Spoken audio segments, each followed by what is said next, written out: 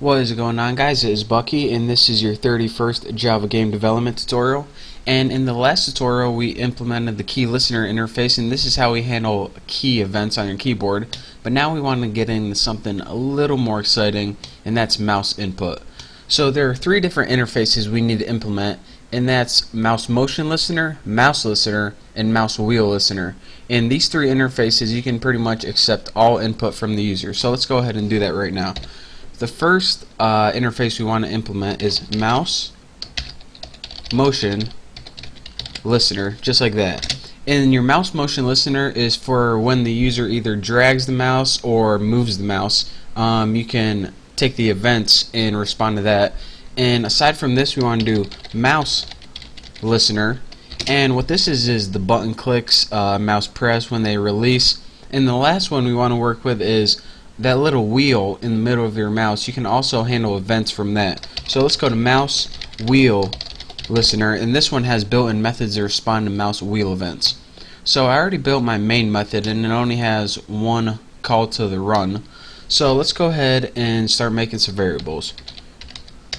Let's go ahead and make a private, and all this program is going to do is whenever you click, it's going to say you clicked. So we're going to need an empty string and put mess for message or whatever you want to call it. I'm just going to set mine equal to empty string right now. And now we need our initialization method. So let's go ahead and make init, and it's going to call the super init. So let's go ahead and we'll make it public void init. And let's go ahead, and the first thing that we're going to want to do in this is called the super classes initialization method. So super.init, and this will call us super classes initialization. And now we need a window object to get the entire screen. So window, I'll name my W because I'm lazy. Set it equal to s dot bam. Look at that, it's already there for us. Get full screen window. Now, aside from the key listener we added in the last tutorial, we also need to add those three other listeners. So w dot add, and hopefully they pop up, mouse listener, just like that, and as our argument take this, which is a window, w dot add mouse motion listener, too easy, and I'll take this as a parameter again, and w dot add mouse wheel listener, and all of these take this. And aside from this, we want to add that key listener again, so w dot add key listener. And the reason we're adding the key listener, even though we're going over mouse listeners in this tutorial, is because whenever we press escape, we want to be able to exit our program, and if we don't have this key listener, we're going to not be able to respond to any input on the keyboard. So that's why we're doing that, if you were wondering. Next, let's go ahead and get our draw method out of the way, and public, I spelled that wrong, didn't I? Synchronize, make sure you spell it right, void draw, and of course it takes your graphic variable right there. And now let's go ahead and get our window object again. Get full screen, that's what we're drawing on. Set the color of the drawing object, and we will set it equal to, let's go ahead and set it equal to the background for now. So w get background, too easy. So I think our background was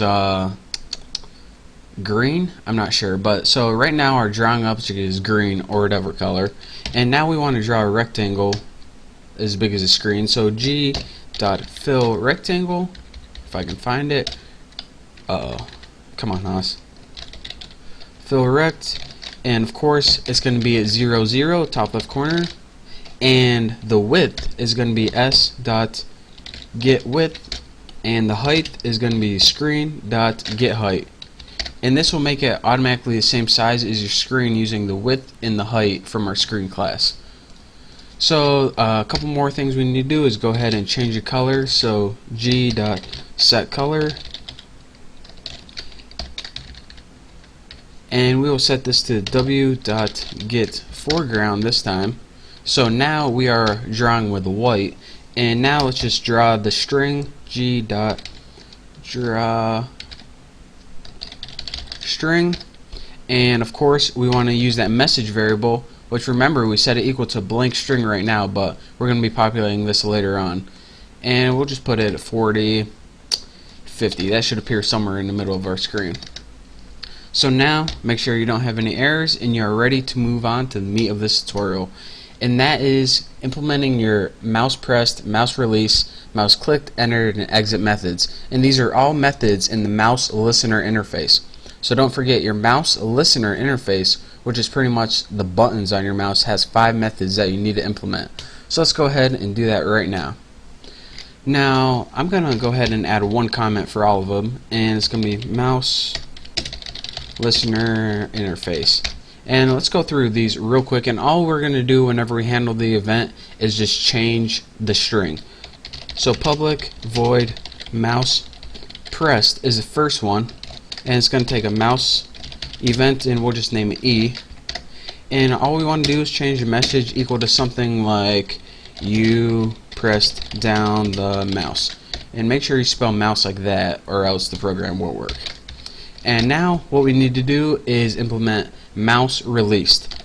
So of course this method calls whenever you release the button on the mouse. And if you couldn't guess, whenever you click the button down, it's going to say you press down the button or the mouse, as long as you have the button held down. But whenever you release the mouse, this method is going to be called public void mouse released. And of course this takes your same mouse event, so let's copy that and paste it, and just change the message to you release the mouse. Good enough. Now there are 3 other methods in here, and that's mouse clicked, which is pretty much when you click your mouse, and that's a combination of pressing and releasing, but we don't want to handle this because it'll mess up our other 2. So let's go ahead and we need to implement it. Public void mouse clicked, and of course let's just put our parameter in here, and for the code just run nothing, just like that. And the other thing, there are 2 other methods, mouse entered and mouse exited. Now usually you use these whenever they enter and exit the window, but since our window is taking up the entire screen, these aren't really going to be useful. So what we need to do is do what we did before and just call a method with no body. So public void mouse entered, and we usually would handle this, but the only thing is we're working with full screen, so it'll be useless for now. Public void mouse exited, just like that. And let me fix that, and we should be good to go. And of course don't handle this one either, because I mean, why would we? So let's copy that, paste, and paste. And those are all your methods you need to implement for mouse listener. Again, mouse pressed is when you press the button, mouse release is when you release the button, clicked is a clicking motion, which we don't want to mess with it right now. Entered and exit are useless when you're working with full screen. So that's all the time I have for this tutorial. Thank you guys for watching. In the next tutorial we're going to be going over mouse motion, which is dragging the mouse and also moving the mouse without the button held down, and also that mouse wheel in the middle. So I want to thank you guys one more time for watching. Don't forget to subscribe, and I'll see you next tutorial.